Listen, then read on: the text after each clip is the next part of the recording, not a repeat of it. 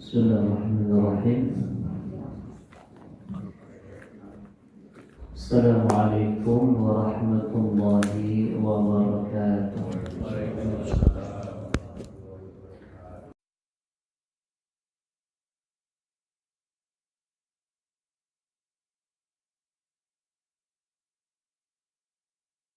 Ala taufiqihi wa imtidadihi. Asyhadu an la ilaha illallah la syarika lahu ta'ziman li sya'nihi. وأشهد أن محمدا عبده ورسوله الداعي إلى رضوانه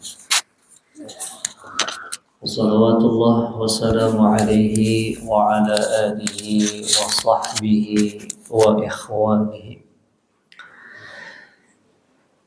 اللهم ارزقنا علما نافعا ورزقا طيبا وعملا متقبلا.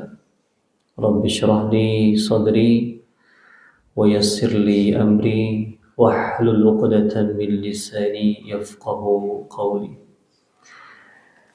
الحاضرون والحاضرات جماعة rahimani wa rahimakumullah.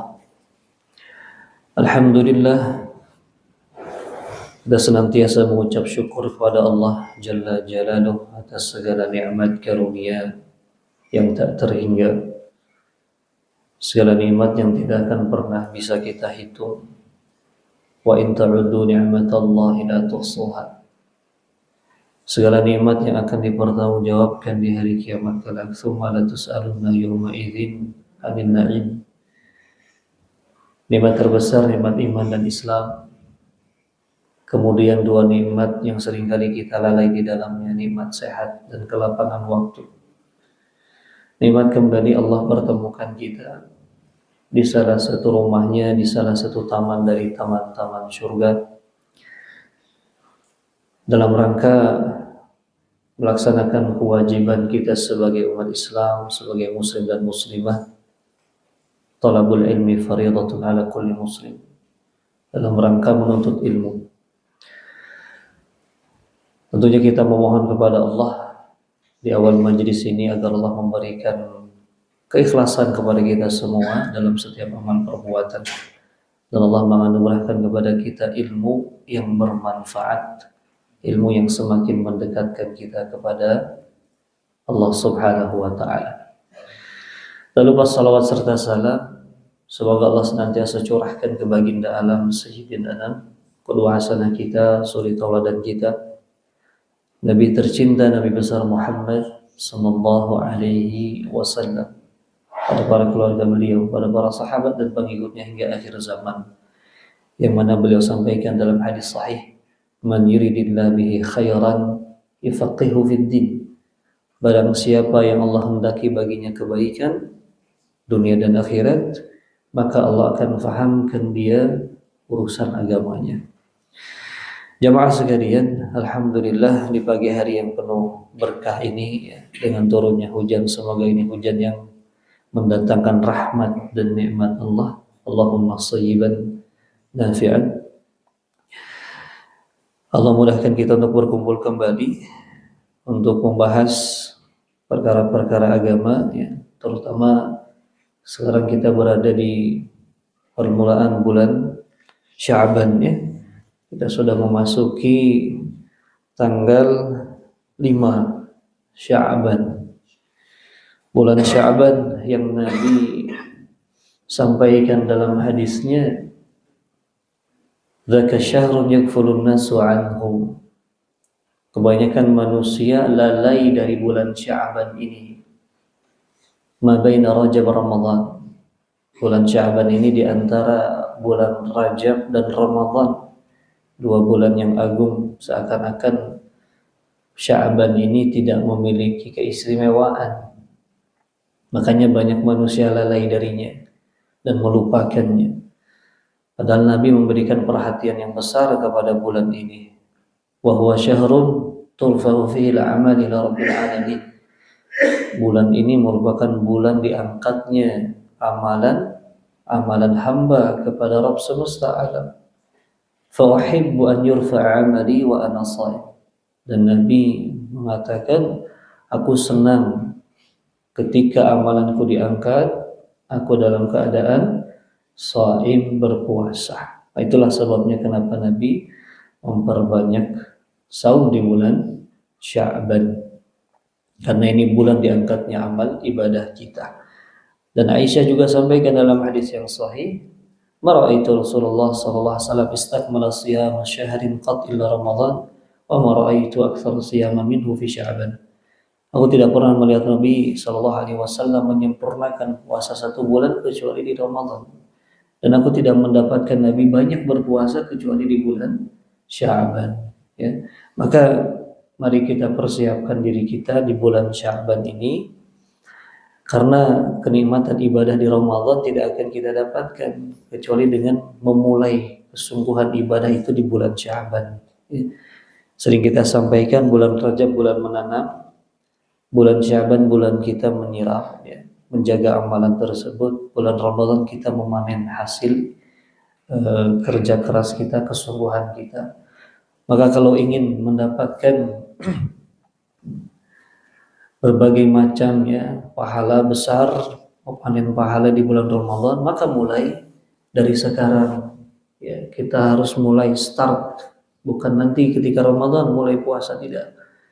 Mulai sekarang latihan lagi puasa sunnah, ya, Senin Kamis 3 hari di pertengahan bulan, ya, yang sudah terbiasa siam Daud juga siamnya. Atau secara umum di bulan Sya'ban ini kita boleh puasa sunnah, ya, sunnah mutlak boleh.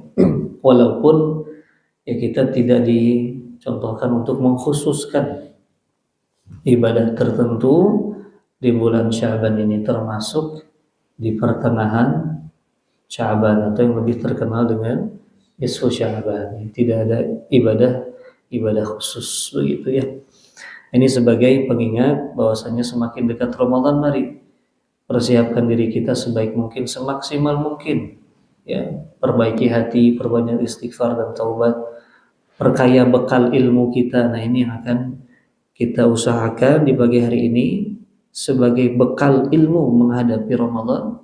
Kita akan membahas fikih siam, ya, fikih yang berkaitan dengan ibadah puasa. Jadi sholatnya kita tunda dulu pembahasan sholat, kita lanjutkan dulu ke pembahasan puasa. Kita akan membahas bab pertama, tema pertama dalam bab ini, keutamaan dan hukum puasa. Kita mulai dari penjelasan definisi as-siyam, ya, kata-kata as-saum atau siyam atau puasa, ya, asal katanya dari soma yasumu, sauman wa siyaman, yang artinya dalam bahasa Arab saum itu adalah al-imsak, ya, al-imsak an syai'in, menahan diri dari sesuatu. Nah, ada istilah imsak. Nah, di jadwal pun terkadang masih ada imsak, ya. Nah, imsak itu bukan berarti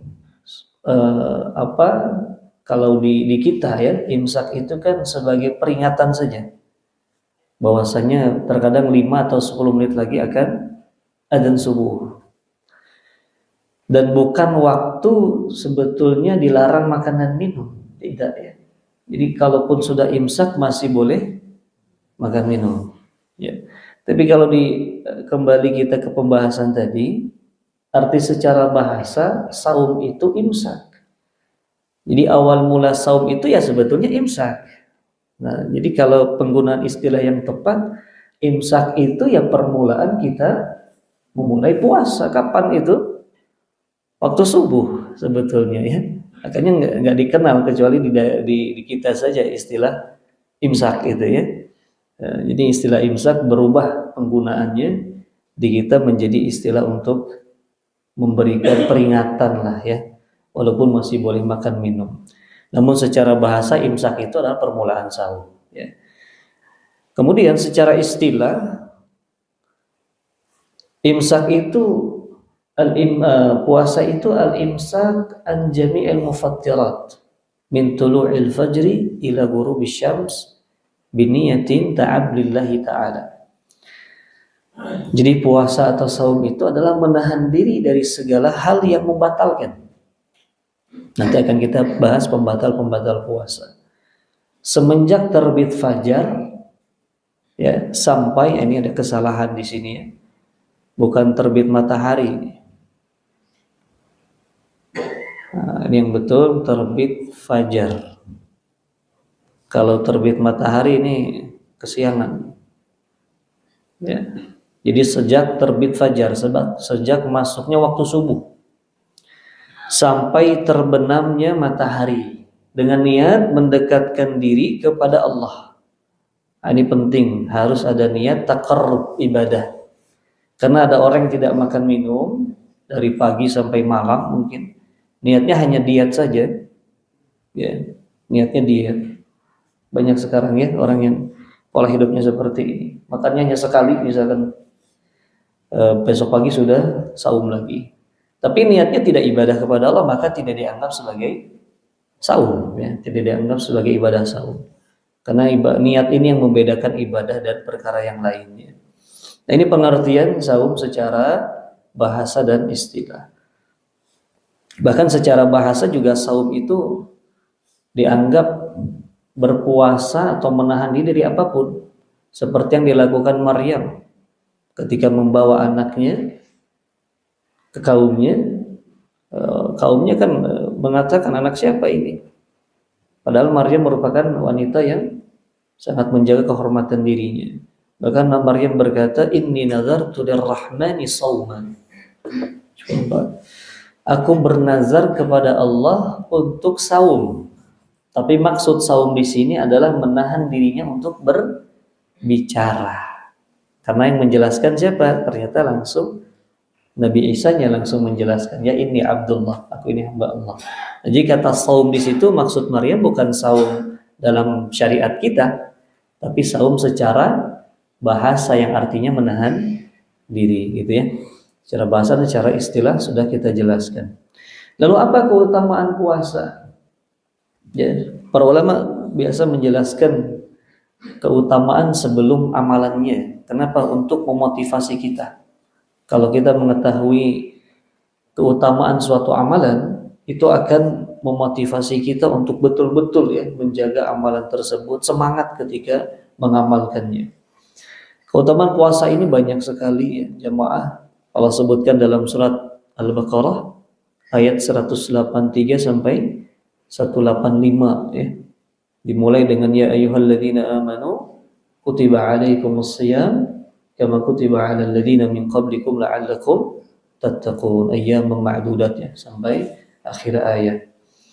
Disebutkan di situ Allah memulai dengan sebutan panggilan wahai orang-orang yang beriman. Nah, kita ingat perkataan Abdullah ibn Mas'ud. Ini kaidah ya. Kalau mendengar firman Allah, panggilan Allah ya ayyuhalladzina amanu di dalam Al-Quran, maka apa? Far'ar'i sam'ak, kata Abdullah ibn Mas'ud, pasang baik-baik telingamu, dengarkan, simak baik-baik. Karena setelahnya ada dua kemungkinan. Yang pertama, imma khairun tu'mar bihi, akan ada kebaikan engkau diperintahkan untuk melakukannya. Wa imma syarrun tunha anhu, atau keburukan engkau dilarang atau dilarang untuk melakukannya. Jadi setiap mendengar ya ayyuhalladzina amanu, ya, dengarkan baik-baik. Apa? Setelah ya ayyuhalladzina amanu kutiba alaikumus shiyam. Ternyata di situ ada perintah untuk melakukan siyam.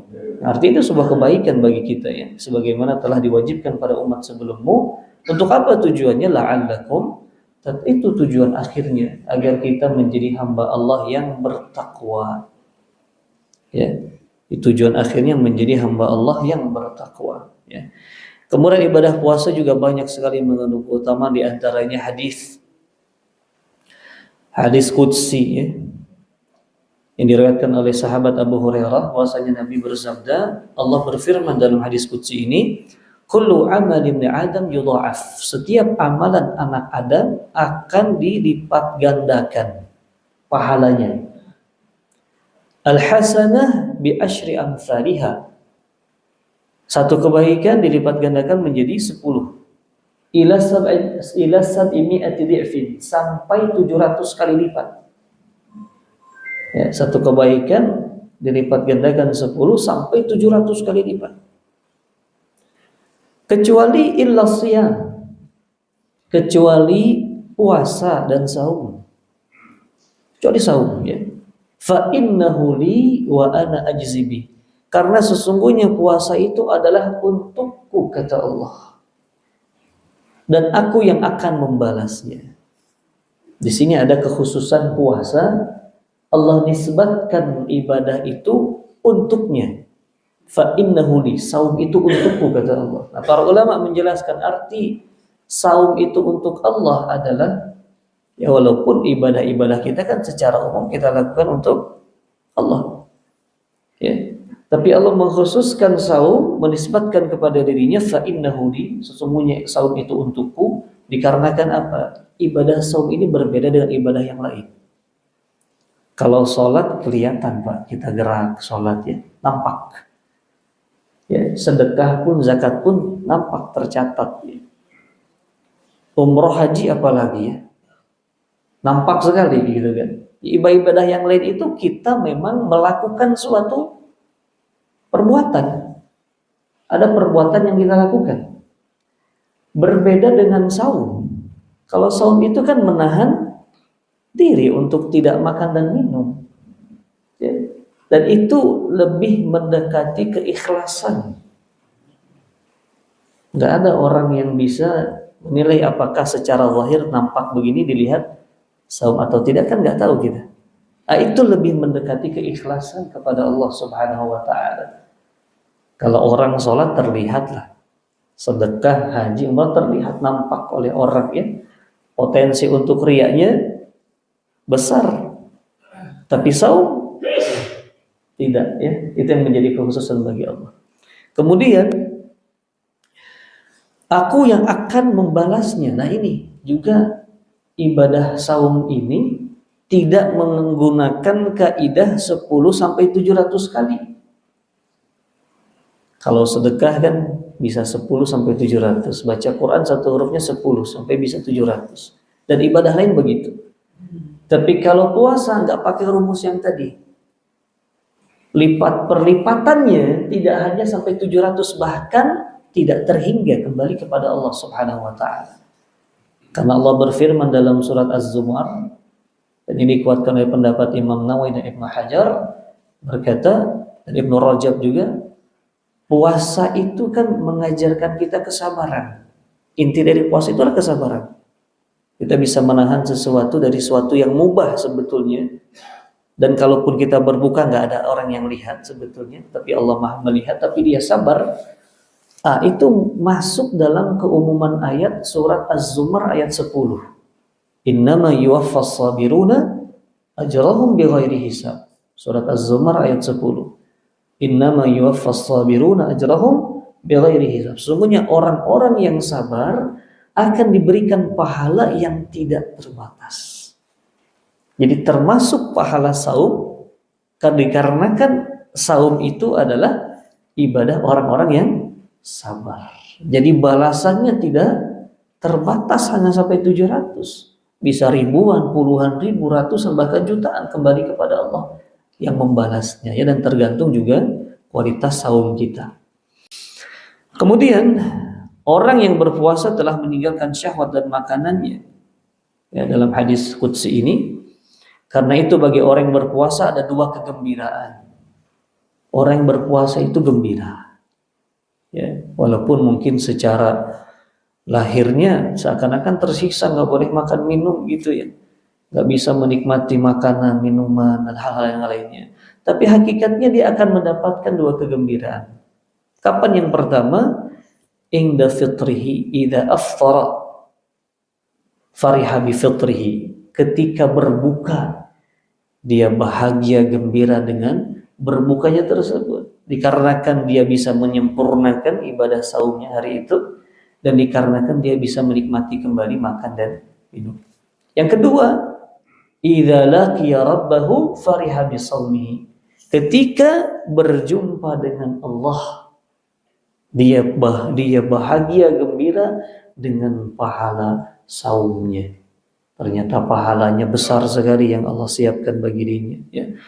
La khalufu fami shaim, sesungguhnya bau mulut orang yang berpuasa lebih harum dari minyak kasturi di sisi Allah Subhanahu wa taala. Ya. Jadi memang baunya mulut orang berpuasa ya menurut kita bau gitu kan, karena tidak memakan sesuatu pasti bau mulut berubah, ya.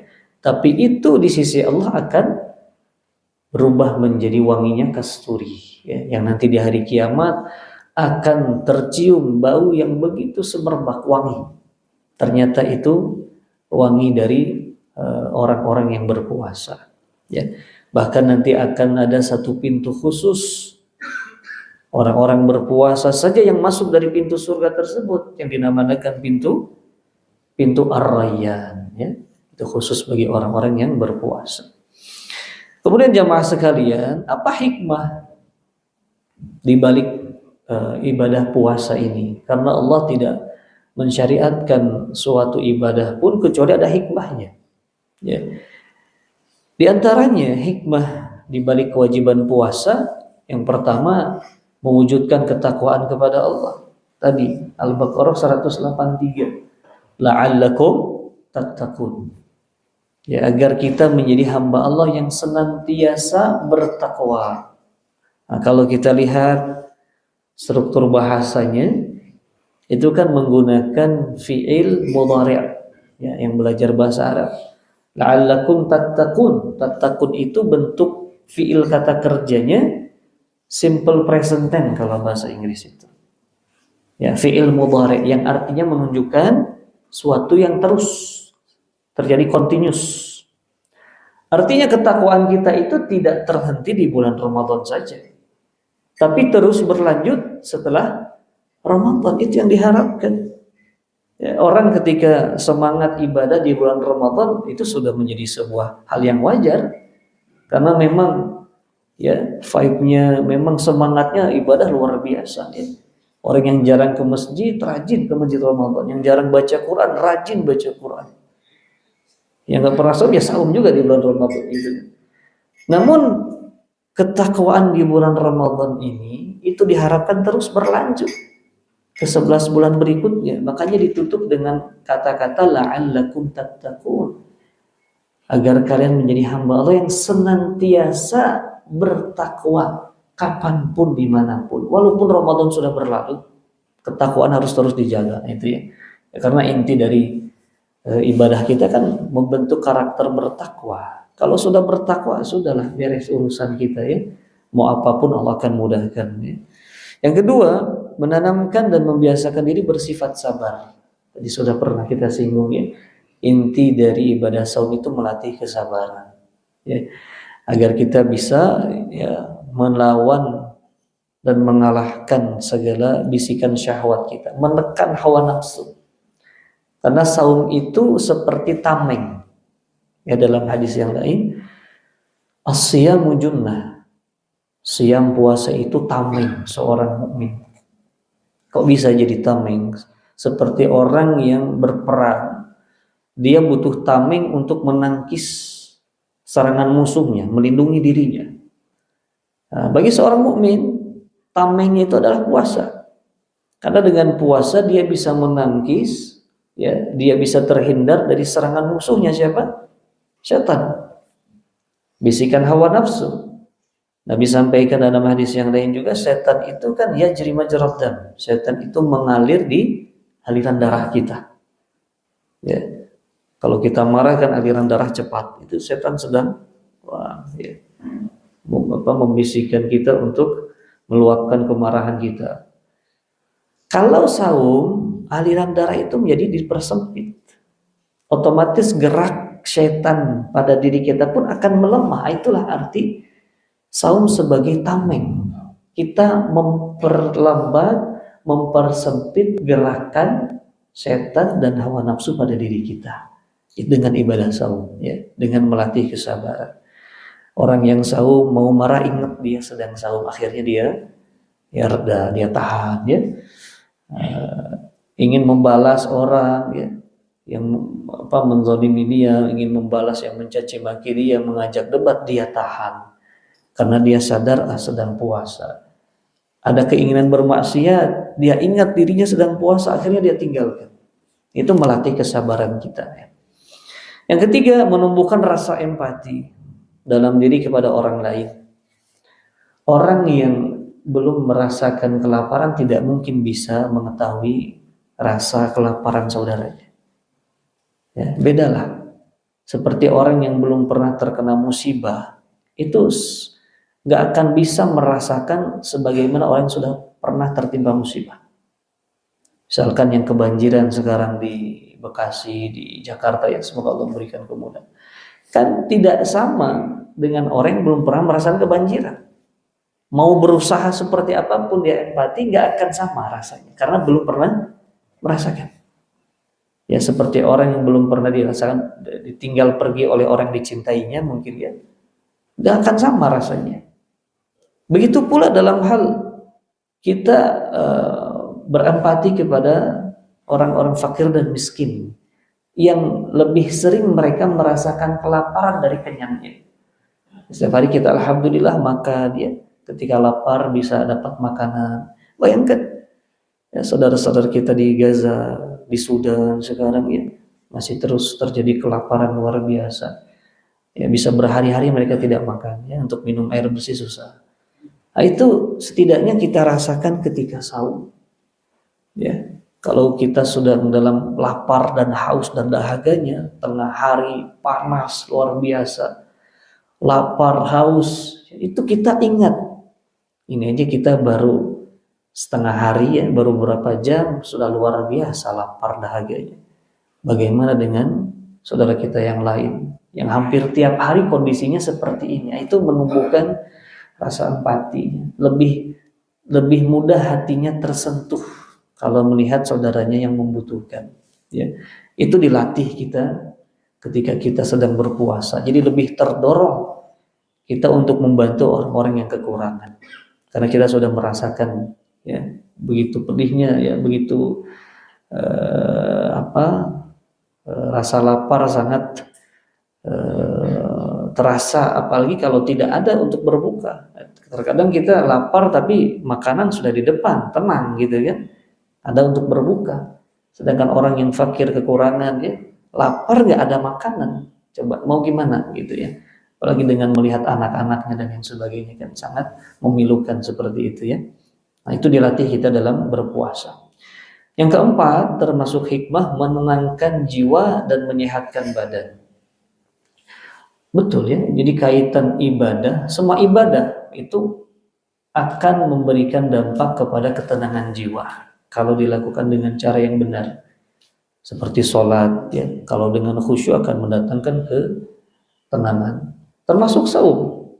Saum kalau kita lakukan dengan ikhlas dan ridha, ya, jangan sampai dianggap beban. Jangan sampai kan sebagian orang menganggap aduh udah mau Ramadan ya, seakan-akan terasa berat. Nggak bisa makan siang lagi, nggak bisa ngopi lagi, nggak bisa ini. Jangan dianggap seperti itu. Bahkan kita harus bergembira gitu ya. Terima ikhlas ridha, ini merupakan syariat dari Allah. Ya, itu akan menenangkan jiwa kita, membersihkan hati kita ya, dan menyehatkan badan. Walaupun hadis-hadis tentang saum itu sehat, lemah ya, sumu tasihu, berpuasalah maka akan sehat, hadisnya lemah ya. Namun dari segi maknanya betul. Dari segi penelitian kedokteran ya, jadi dengan mengosongkan lambung ini beberapa jam ketika puasa itu kan, itu saat regenerasi sel kita, terjadinya regenerasi karena tidak ada yang dimakan oleh sel-sel ini, akhirnya dia beregenerasi. Bahkan penelitian juga saum itu bisa mencegah sel-sel yang berpotensi menjadi sel kanker ya. Karena di situ terjadi regenerasi, sel yang mati terbuang, muncul yang baru gitu ya. Itu sangat bermanfaat bagi kesehatan kita ya. Jadi apapun yang disyariatkan Allah pasti akan mendatangkan maslahat. Nah, ini kaidah dalam beragama. Apa yang disyariatkan kalau dilakukan pasti mendatangkan maslahat, manfaat. Dan apa yang dilarang kalau dilakukan pasti mendatangkan mudarat, mafsadat. Ini kaidah saja ya. Ini kita yakin, walaupun kita nggak tahu hikmahnya, Nabi dan para sahabat apakah tahu penelitian kesehatan? Kan tidak. Belum ada ketika itu. Tapi mereka melakukannya atas dasar keimanan. Ya. Jadi kita pun ketika puasa yang paling penting adalah dasar keimanan. Adapun hikmah kesehatan dan lain sebagainya itu adalah hal yang mengikuti, ya, tidak menjadi dasar kita, ya. Jangan sampai berpuasa karena memang tujuannya hanya sehat saja, ya, tidak. Tapi tujuan pertama adalah dasar keimanan, ya, ingin pahala dari Allah. Tapi kemudian setelah hikmah, apa hukum puasa? Ya, puasa ini dibagi menjadi dua macam. Ada dua macam, dua jenis puasa. Yang pertama puasa wajib. Nah, puasa wajib jelas hukumnya wajib dan dia terbagi menjadi tiga macam. Nah, ini ya, puasa yang diwajibkan itu ada tiga macam. Yang pertama puasa Ramadan. Yang kedua puasa nazar. Nazar itu kalau saya mendapatkan ini, saya akan melakukan ini bagi Allah misalkan. Kalau saya sembuh dari sakit saya akan saum 3 hari. Ketika dia sembuh, maka saumnya itu hukumnya menjadi wajib karena nazar. Ya. Yang ketiga saum kafarat sebagai penebus kesalahan. Dia pernah melakukan melakukan kesalahan. Maka ada kafaratnya, seperti orang yang bersumpah kemudian melanggar sumpahnya. Dia bersumpah demi Allah saya tidak akan berbohong lagi misalkan. Dia bohong lagi. Ya. Melanggar sumpah atau tidak melanggar sumpah. Apa hukumannya? Dijelaskan hukumannya ada pilihan. Pertama, memberi makan 10 orang miskin, atau kedua, memberikan pakaian 10 orang fakir miskin, atau memerdekakan budak. Pilih dari 3 ini, boleh. Kalau tidak mampu dari 3 ini, baru lanjut ke pilihan berikutnya, yaitu saum salasata ayyam. Fasiyamu salasati ayyam, berpuasa 3 hari. Hukum puasa 3 hari ini apa? Wajib karena masuknya ke puasa kafarat, ya, hukuman, ya, sebagai pelanggaran. Dan juga dalam puasa Ramadan ada puasa kafarat, ya, kalau melanggar. Di antaranya satu saja penyebabnya, ya, yaitu berhubungan di siang hari. Nah, itu pelanggaran berat. Kafaratnya apa? Saum 2 bulan berturut-turut. Nah, itu hukum saumnya wajib karena saum kafarat, ya. Sedangkan puasa sunnah, ya memang sunnah, artinya dikerjakan dapat pahala, ditinggalkan tidak berdosa, ya. Tapi kalau mampu, ya dianjurkan. Di antaranya Senin Kamis, silakan di bulan Syaban ini, ya. Puasa 3 hari setiap bulan, 13, 14, 15 bulan Hijriyah. Bukan bulan Masehiyah, ya. Bulan Hijriah. Kita tanggal 5, berarti kurang lebih 8 hari ke depan, ya. Puasa Asyura tanggal 10 Muharram, puasa 10 hari di bulan pertama bulan Zulhijjah, ya. Puasa Arafah tanggal 9, dan masih banyak contoh puasa sunnah. Yang akan kita bahas adalah puasa Ramadannya, ya, saum Ramadan. Taib, apa syarat-syarat wajib puasa? Nah, ini. Jadi kita ketahui Ramadan hukumnya wajib. Tapi syarat wajibnya apa? Karena tidak semua orang diwajibkan berpuasa. Syaratnya ada 4. Ya, bisa kita tambah menjadi 5 nanti, ya. Yang pertama, selalu 3 pertama ini ada dalam setiap ibadah. Muslim, baligh, akil, itu selalu ada dalam semua ibadah. Ya, harus muslim, ya. Non muslim tidak ada kewajiban. Baligh artinya sudah dewasa, ya, sudah mukallaf, sudah dibebani ibadah. Kalau belum baligh tidak ada kewajiban memang. Namun yang belum baligh pun anak kecil ini dianjurkan untuk latihan, dibiasakan. Jangan biarkan anak-anak kita makan seenaknya bulan Ramadan, jangan. Ya, kalau usianya sudah bisa menahan diri sedikit, ya, mungkin 4 tahun, 5 tahun, ya, 6 tahun, itu harus dibiasakan. Sebagaimana para sahabat dulu melatih anak-anak mereka. Ya, kalau anak-anaknya mereka nangis, para sahabat itu biasanya disibukkan dengan mainan, apalah, biar mereka sibuk, ya. Nanti tidak terasa laparnya sampai berbuka. Ya, dibiasakan. Kalau perlu diberikan hadiah, tidak apa-apa, berikan reward hadiah ya, agar mereka semangat. Dek, kalau kamu bisa saum hari ini, misalkan setengah hari saja, nanti ditambah uang jajannya. Kalau bisa full sehari, nanti ada hadiah. Kalau bisa full 1 bulan, nanti Abi belikan sepeda baru misalkan. Ya, itu untuk memotivasi mereka ya. Ini jangan dibiarkan mereka makan dan minum seenaknya, jangan ya. Tanamkan kepada diri mereka pengagungan kepada Allah dan bulan Ramadan ini, agar mereka menganggap bulan Ramadan bulan yang istimewa. Nggak boleh saya makan minum sembarangan gitu ya, depan orang yang saum. Yang ketiga, akil ya, berakal. Lawan kata orang berakal apa? Majnun ya. Apa itu majnun? Gila. Orang gila yang tidak berakal sehat tidak ada kewajiban berpuasa. Yang keempat, mampu berpuasa. Artinya dia mampu secara fisik sehat. Ya, orang yang sehat ya wajib, kecuali yang sakit. Ya, yang sakit nanti akan ada pembahasannya khusus ya. Sakit yang seperti apa sih? Sakit yang memang memberatkan. Kalau sakit ringan, flu ringan, batuk ringan, ya, kaki kepentok misalkan, jangan dijadikan alasan ya. Aduh, saya lagi sakit, nggak berpuasa, nggak bisa ya. Jadi sakit yang memang memberatkan dia ketika saum itu boleh berbuka dan nanti wajib mengqadha. Tambahkan yang kelima, nih, syarat yang kelima adalah muqim. Orang tersebut tidak dalam perjalanan, bukan musafir. Karena kalau musafir itu diperbolehkan untuk tidak berpuasa. Ya, dalam surah Al-Baqarah 184, 185 disebutkan. Wa in kuntum faman kana minkum maridan aw ala safarin fa iddatun min ayyamin ukhra. Jika di antara kalian ada yang sakit dan musafir sedang dalam perjalanan, maka jika dia berbuka, kewajibannya adalah mengqadha di hari yang lain. Ya. Namun mana yang lebih afdal nanti akan kita bahas ya. Yang sakit, yang musafir itu lebih baik berpuasa atau tidak ya. Tergantung kemampuan mereka. Jadi 5 ya syarat wajib puasa, apa saja? Muslim, balik, akil, mampu, sehat jasmaninya dan mukim. Ya, 5. Kalau tidak terpenuhi maka tidak ada kewajiban.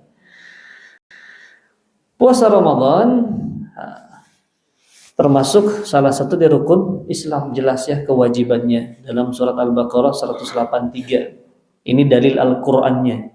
Al-Baqarah 183. Kalau dari hadisnya apa? Hadisnya Ibnu Umar. Yang sering kita dengar ya, bunyan Islamu ala khams. Islam itu dibangun di atas 5 perkara. Syahadatain, menegakkan salat, iqamatus shalah, menunaikan zakat, saum Ramadan, haji bagi yang mampu. Di riwayat yang lain haji dulu baru saum. Jika urutannya rukun keempat, kadang kelima gitu ya. Tidak jadi masalah urutannya. Ditambah ijma. Jadi nggak ada keraguan dalam kewajiban saum Ramadan ini. Qur'annya ada, hadisnya ada, plus ijma, kesepakatan para ulama. Jadi kalau ada yang menganggap saum tidak wajib saat ini, dia sudah mengingkari 3 hal tadi. Menyelisih Quran, hadis, dan ijma para ulama. Kalau tetap berkeyakinan seperti itu, tidak wajib bulan puasa Ramadan, maka orang ini bisa kufur. Ya, bahaya. Ya, mengingkari sesuatu yang Allah wajibkan bisa kufur. Keutamaan Ramadan.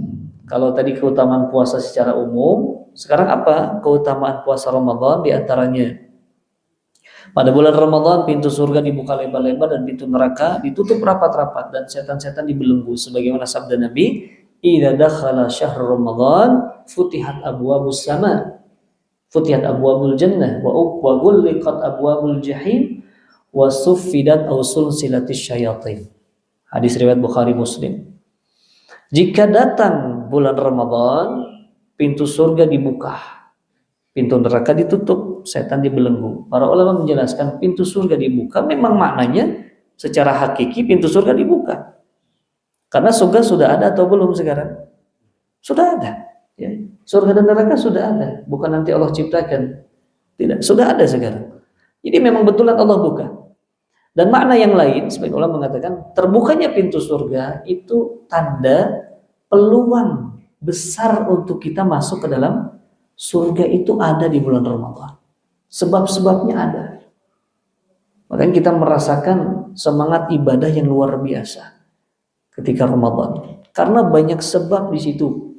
Puasanya menjadi sebab masuk ke dalam surga. Sholat malamnya, ibadah-ibadah lainnya yang dilipat gandakan, itu menjadi sebab peluang kita untuk masuk ke dalam surga. Ditutupnya pintu neraka, maknanya memang ditutup hakikatnya. Dan makna lainnya adalah potensi kemungkinan kita berbuat dosa dan maksiat sangatlah kecil. Jadi sebab masuk neraka di bulan Ramadan itu kecil. Kecuali memang orang-orang yang sudah diperbudak oleh hawa nafsu. Ya, tetap saja melakukan kemaksiatan. Setan dibelenggu pun dia masih melakukan kemaksiatan. Ya, sebab ulama mengatakan yang dibelenggu itu adalah maradatus syayatin. Pembesar-pembesar setannya, ya. Jenderal-jenderalnya yang memiliki pangkat tinggi di sisi iblis lah. Itu yang dibelenggu. Sedangkan setan-setan bawahannya masih berkeliaran, ya. Jadi masih, ya, makanya kita masih mendapati orang-orang bermaksiat. Ya. Namun ada juga, ya, orang yang tanpa digoda oleh setan tetap bermaksiat. Ya, udah jadi anggotanya itu, ya, sudah masuk, ya, tanpa digoda pun dia melakukan kemaksiatan. Bahkan di bulan suci Ramadan, ya, tidak sedikit kita dapati orang-orang berbuka di siang Ramadan. Ya, pengalaman saya beli makanan untuk istri gitu kan, masuk ternyata di dalam sedang penuh banyak siang hari Ramadan. Subhanallah, kata saya ini. Yang jualannya juga, ya, kalau dia tahu itu orang-orang yang bukan punya uzur kan ikut dosa juga menyiapkan makanan. Ya, itu kan jadi sesuatu yang dianggap biasa bagi seseorang itu. Bagi orang-orang yang mungkin dengan alasan bekerja berat. Nanti ada pembahasannya, ya. Saya kan kerjanya berat, saya nggak bisa sahur. Itu tidak bisa jadi alasan. Tetap namanya kewajiban harus dilakukan, ya. Yang kedua, berpuasa di siang hari Ramadan dan salat tarawih malam harinya penuh keimanan dan harapan kepada Allah akan menghapuskan dosa. Nabi bersabda, "Man shoma Ramadhana imanan wa ihtisaban." Barang siapa yang saum Ramadan dengan penuh keimanan. Artinya apa? Meyakini ini syariat, ini perintah Allah. Atas dasar keimanan dia puasa, bukan karena orang puasa saya ikut puasa. Ah, malu kalau nggak puasa nanti diledekin, nanti begini. Penuh keimanan, yakin karena ini ibadah diwajibkan oleh Allah. Saya lakukan dengan penuh keimanan. Dan yang kedua, penuh harapan, keikhlasan. Berharap dari saumnya pahala surga dari Allah. Maka apa yang didapatkan? Akan ghufira lahu ma taqaddama min dzambi, akan diampuni dosanya yang telah lalu. Sama halnya dengan man qama Ramadan, barang siapa yang sholat juga di bulan Ramadan. Ya, sholat malam tarawih. Maka jangan tinggalkan itu tarawih, ya. Silakan, ya, berjamaah, ya, ataupun di rumah bagi ibu-ibu silakan. Jaga sholat malamnya di bulan Ramadan karena itu pun menjadi sebab digugurkannya dosa. Dan juga man qama Lailatul Qadar, barang siapa yang sholat di malam Lailatul Qadar pun akan mendapatkan pengampunan dosa, ya. Bahkan di hadis yang lain, Ramadan ila Ramadan mukaffiratun lima bainahuma. Antara Ramadan yang satu dan Ramadan yang lain itu penggugur di antara keduanya, penggugur dosa. Itu artinya jaraknya berapa? 1 tahun. Bayangkan 1 tahun itu Ramadan yang lalu sampai sekarang sudah berapa banyak dosa kita lakukan? Banyak sekali.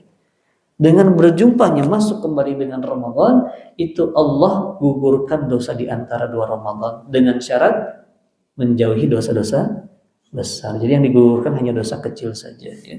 Dosa besar memerlukan taubat yang khusus. Di bulan Ramadan adalah malam Lailatul Qadar, ya. Lailatul Qadri khairum min alfi syahr. Jadi kalau kita betul-betul bisa mendapatkan, menghidupkan malam tersebut, seakan-akan kita beribadah selama 1000 bulan. Ya, keutamaannya luar biasa. Kemudian yang keempat, melaksanakan umrah di bulan Ramadan pahalanya setara dengan pahala haji bersama Rasulullah, ya. Al-umrah fi Ramadan ta'dilu hajjata ma'i.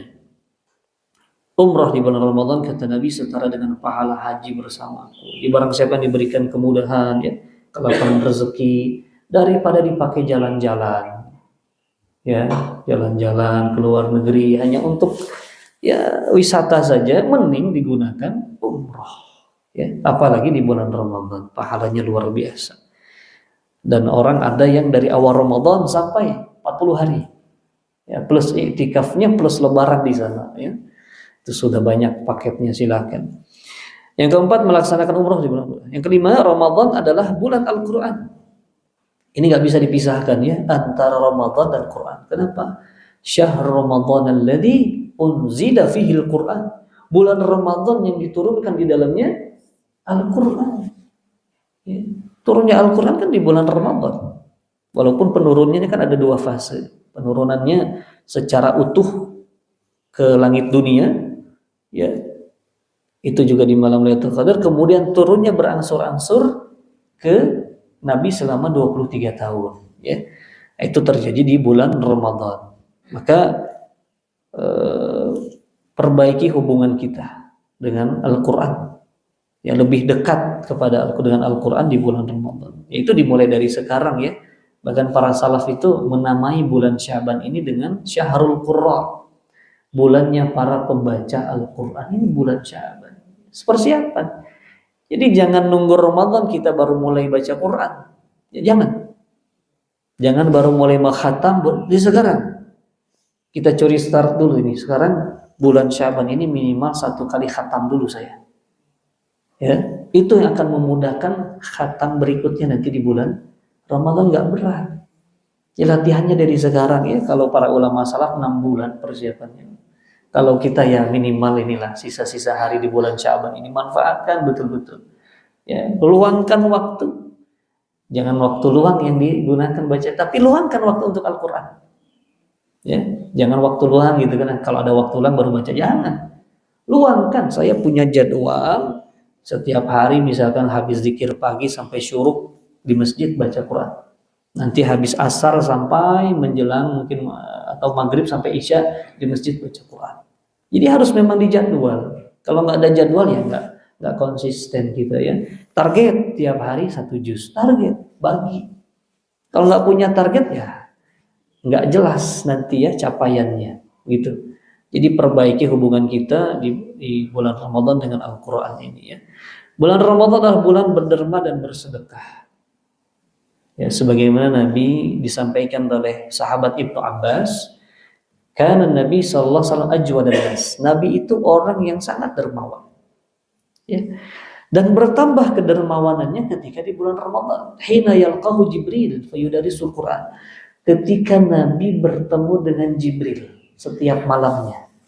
Jadi di Ramadan itu Jibril turun kepada Nabi mengecek hafalan Nabi. Fayaridu 'alil Quran. Nabi menyetorkan membaca Al-Quran. Dan Jibril mengajari Al-Quran Nabi. Jadi Nabi pun dicek itu murojaah hafalannya di bulan Ramadan, ya, oleh Jibril, ya. Sebaik-baik manusia dicek hafalannya oleh sebaik-baik malaikat di bulan terbaik dengan perkataan terbaik. Ini luar biasa, ya. Jadi Al-Quran itu akan menjadikan sesuatu yang berkaitan dengan dia menjadi yang paling baik. Ramadan menjadi terbaik dikarenakan diturunkan di dalamnya Al-Quran. Nabi menjadi nabi terbaik dikarenakan diturunkan kepada Al-Quran. Jibril menjadi malaikat terbaik karena dibebankan, ditugaskan membawa wahyu Al-Quran. Jadi ingin menjadi manusia terbaik, jangan jauh-jauh dari Al-Quran. Itu ya pesannya. Dan Nabi sangat dermawan ketika bertemu dengan Jibril. Bahkan di tahun wafatnya Nabi itu 2 kali Nabi mengulang hafalannya kepada Jibril, menyetorkan, ya. Bahkan disebutkan dalam hadis ini, dan Rasulullah lebih dermawan dibanding angin yang berhembus, bertiup. Ajwadu bil khair minar rihil mursal. Apa artinya? Angin yang berhembus ketika cuaca panas, ada angin adem, kita merasa nikmat nggak, Pak? Lebih panas nih, ya, ada angin berhembus, aduh enak, ya. Hembusan angin itu kan nggak pilih kasih. Kepada siapapun akan dapat orang, ya. Begitu pula kebaikan Nabi nggak pilih. Kebaikannya luas, kebaikannya cepat seperti angin yang berhembus. Kebaikannya tidak pilih kasih, ya, tidak tanggung semua. terkena kebaikan Nabi Shallallahu Alaihi Wasallam. Ya, kisahnya banyak sekali. Orang Arab Badui datang mencekik leher Nabi begini di tengah jalan. Kata Arab Badui ini, berikan a'ti ma'atakallah, berikan apa yang Allah berikan kepadamu. Begini Nabi, ya, dicekik begini sama Arab Badui itu. Sampingnya Umar udah siap mau menggal ini. Ya, sepedanya udah mau keluar. Kata Nabi, jangan Umar. Akhirnya dibawa ke rumah Nabi, silahkan ambil yang kamu mau. Ya, begitu kedermawanan Nabi. Ya. Kadang stok makanan Nabi yang untuk 1 tahun gandumnya kurmanya itu habis dalam hanya hitungan hari atau pekan saja. Ya, itulah kedermawanan Nabi yang perlu kita contoh ya. Kalaupun kita nggak bisa seperti Nabi, minimal upaya kita lebih dermawan, banyak bersedekah di bulan Ramadan itu nampak begitu ya. Sedekah umum silakan ya, yang memiliki kelebihan harta silakan sedekah dengan hartanya ya. Air minum di masjid, ada yang menghandle iftar jama'i, ada yang menyiapkan ya. Yang tidak diberikan kelapangan harta bisa bersedekah dengan hartanya ya, dengan tenaganya, dengan idenya, pikirannya ya. Bisa. Jadi bab sedekah itu luas ya, tidak hanya dengan harta. Kemudian jamaah, bagaimana menentukan masuknya Ramadan? Caranya 2 saja. Yang pertama ru'yatul hilal, melihat hilal. Jadi kalau hari ini tanggal 29 Sya'ban, nanti maghrib kita akan melihat hilal. Kalau terlihat berarti besok Ramadan. Kalau tidak terlihat karena cuacanya mendung dan lain sebagainya, maka besok digenapkan menjadi 30 Sya'ban. Ramadannya lusa. Begitu ya, caranya hanya 2 saja. Sedangkan hisab memang menjadi perdebatan ulama. Metode hisab menghitung memang tidak direkomendasikan oleh para ulama ya. Artinya jadi perdebatan terus setiap tahunnya. Namun yang menjadi pilihan kita, kalau itu sudah ditetapkan oleh ulil amri, oleh pemerintahan yang sah, maka kewajiban kita mengikuti hasil sidang isbat kalau di kita itu ya. Itu yang akan menjaga persatuan. Maka kata Nabi, saumukum yauma yasumun nas. Hari saum kalian itu hari di mana orang-orang kebanyakan sekitar kalian berpuasa. Itu kan menunjukkan pesan ayo berjamaah gitu. Jangan beda sendiri, termasuk Idul Fitri begitu. Ya, jadi kalau sudah ditentukan setelah sidang isbat hasilnya besok Ramadan, ya sudah berpuasa. Tidak ada lagi perdebatan. Ya, karena kaidahnya hukmul imam yarfa'ul khilaf. Keputusan imam pemimpin itu mengangkat semua perbedaan. Ini nggak boleh lagi ada yang berbeda. Ya, kalau berbeda itu sebelum ada hasil gitu loh. Silahkan diskusikan di sidang isbat. Tapi kalau sudah ditetapkan, ya sudah. Kewajiban kita ikut pemerintahan yang sah, itu lebih baik untuk menjaga persatuan. Tidak berpuasa di bulan Ramadan. Ada orang-orang yang memiliki udzur syar'i, tapi ada juga yang tidak berpuasa tanpa ada uzur. Ya, orang berbuka nggak ada uzur karena dia nggak berpuasa saja ya, malas dan lain sebagainya. Apa ancamannya? Ini luar biasa ancamannya ya. Kata Nabi, barang siapa yang tidak berpuasa suatu hari di bulan Ramadan tanpa udzur syar'i, maka ia tidak tergantikan walaupun ia berpuasa 1 tahun penuh. Ya, man aftara min Ramadan fi ghairi syar'in, fi ghairi rukhsatin rakhasah Allah Ta'ala, fala siyama lahu wa in sama dahra kullahu, kama qala Nabi sallallahu alaihi wasallam. Enggak ada puasa yang bisa menggantikan, walaupun dia puasa 1 tahun penuh, nggak menggantikan 1 hari yang dia berpuasa, yang dia berbuka tanpa uzur syar'i. Bayangkan ancamannya ya. Jadi dosanya besar. Orang yang tidak puasa atau berbuka bukan karena uzur, mau puasanya diganti nggak ada pilihan mengqadha. Kalau yang punya uzur dia wajib qadha. Tapi yang nggak punya alasan nggak ada ya. Dan itu ancamannya besar. Disebutkan juga dalam hadis yang lain. Ini kisah Nabi bermimpi. Ya, saya mendengar Rasulullah menyampaikan mimpinya Nabi. Nabi bermimpi dalam suatu malam didatangi 2 orang. Ya, hadisnya sahih riwayat Ibnu Hibban. Dibawa Nabi oleh dua orang tersebut ke daerah yang agak tinggi. Setelah naik ketinggian tersebut, Nabi mendengar suatu jeritan, ya, suara jeritan penduduk neraka. Lalu aku pun dibawa pergi dan mendapati suatu kaum yang tergantung terbalik, mulut mereka robek terbelah. Suatu kaum digantung, ya, terbalik posisinya, berarti kakinya di atas, mukanya di bawah, kepalanya di bawah. Dengan posisi kondisi apa? Mulut terbelah. Ditanyakan dan mengucurkan darah. Lalu bertanya, siapa mereka? Manhum? Nabi bertanya, siapa mereka ini? Maka dua orang itu mengatakan, humul ladzina yuftiruna fi Ramadan min ghairi udhrin. Mereka itu adalah orang-orang yang berbuka puasa sebelum waktunya, artinya tanpa uzur syar'i.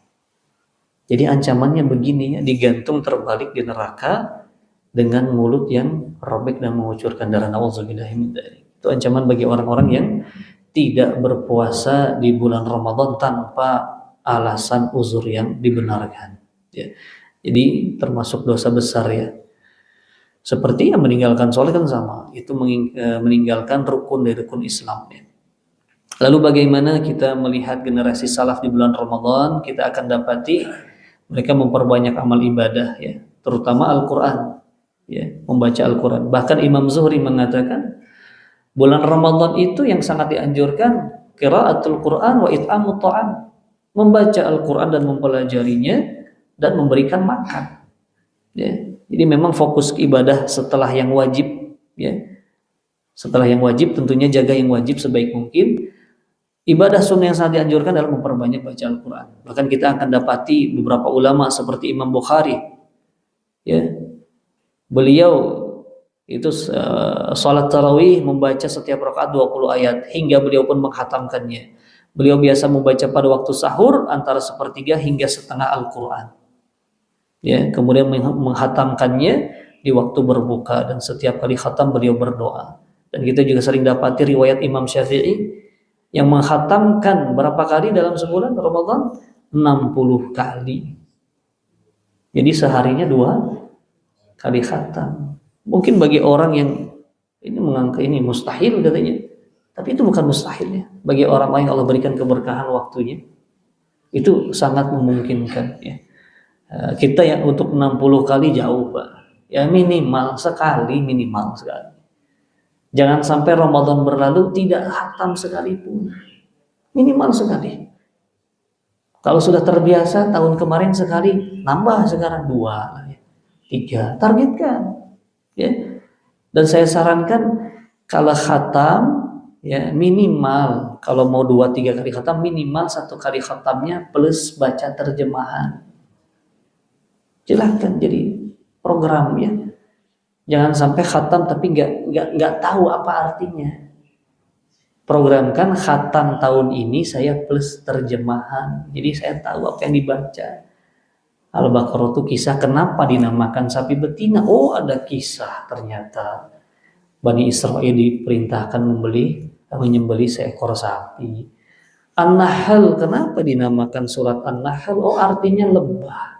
Oh Allah sebutkan dalam surah An-Nahl itu adanya lebah ya yang mengeluarkan cairan dalam perutnya, minuman, di sana terkandung penyembuhan. Ya. Itu kita jadi paham. Al-Kahfi itu apa ya? Sering baca Al-Kahfi. Oh artinya gua. Oh karena kisahnya Ashabul Kahfi yang melari menyelamatkan agama dia. Nah itu kita jadi paham. Ya karena bulan Ramadan bukan hanya membaca, tapi berusaha mempelajari, memahami dan mengamalkan ya, mentadabburi Al-Qur'an. Silakan jadikan targetnya khatam plus terjemahan ya. Itu jadi target seumur hidup minimal pernah sekali kita baca Al-Qur'an full dengan terjemahannya. Qiyamul Lail jangan ditanya ya, Qiyamul Lailnya para sahabat, para Nabi sallallahu alaihi wasallam. Itu kalau mau dibandingkan dengan tarawihnya kita jauh, Pak. Mereka itu sholat tarawih sampai mendekati waktu subuh. Sampai mendekati waktu subuh. Dan itu masih ada sekarang. Di sebagian masjid ada. Itu saya pernah lihat di Jawa Tengah, ya, masjid besar itu. Setiap malamnya 10 juz. Ya, mungkin berhenti di jam 2, jam 3 lah. Kalau di Mesir masih ada itu yang 15 juz setiap malamnya. Jadi kalau di kita imamnya baca 1 juz, ya sabar Pak. Jangan banyak ngomel gitu ya. Dibilang ini jangan lagi imam ini lama bacanya. Ramadan Pak. Minimal di Ramadan kita merasakan bacaan panjang walaupun pegel kaki, rasa pegelnya itu akan dibalas dengan kenikmatan oleh Allah. Kapan lagi? Kapan lagi kita akan sholat berlama-lama dalam sholat? Menikmati panjangnya bacaan kapan lagi? Kalau bukan di Ramadan. Ya. Maka niatkan ya, insya Allah Allah kuatkan gitu. Walaupun belum terbiasa, lama-lama terbiasa. Kita sholat malam dengan bacaan yang panjang. Ini waktunya. Ramadan. Bayangkan kalau semalam 1 juz, berarti selama Ramadan khatam. Ya, 30 juz atau imam 29 ya 29 juz. Ya, bisa dilakukan seperti itu ya. Jadi persiapkan diri kita ya. Ini waktu-waktu terbaik, jangan kita sia-siakan. Ya, puasa yang harinya puasa, malamnya sholat malam ya. Ya nggak perlu panjang-panjang. 1 juz itu berapa sih? Kurang lebih 1 jam. 1 jam ya lebih sedikit lah. Ya, 1,5 jam atau 1 jam lebih 15 menit. 1 jam. Terkadang kita membuang-buang waktu 1-2 jam terbiasa saja. Masa untuk sholat tidak ya? Untuk baca Al-Quran kita tidak mau. Nah, ini bulan dimana kita betul-betul kembali memperbaiki hubungan kita pada Allah ya. Wallahu subhanahu wa ta'ala a'lam bisawab ya. Sampai di sini berkaitan dengan keutamaan dan hukum Ramadan ya, dan jam sudah menunjukkan pukul 6 ya. Wallahu ta'ala a'lam. Sebelum ditutup jamaah ada pertanyaan, silakan.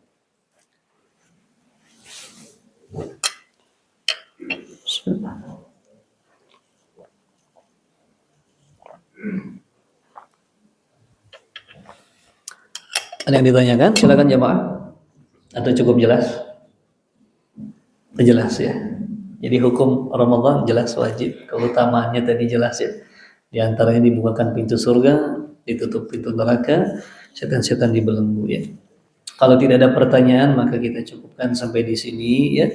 Semoga Allah Subhanahu wa taala menyampaikan kita bertemu kembali bulan Ramadan. Allahumma ballighna Ramadan, dan kita dalam keadaan sehat walafiat, diberikan taufik agar bisa memanfaatkan Ramadan sebagai momentum untuk melakukan perubahan ya, agar kita menjadi hamba Allah yang bertakwa. Wallahu taala a'lam bissawab.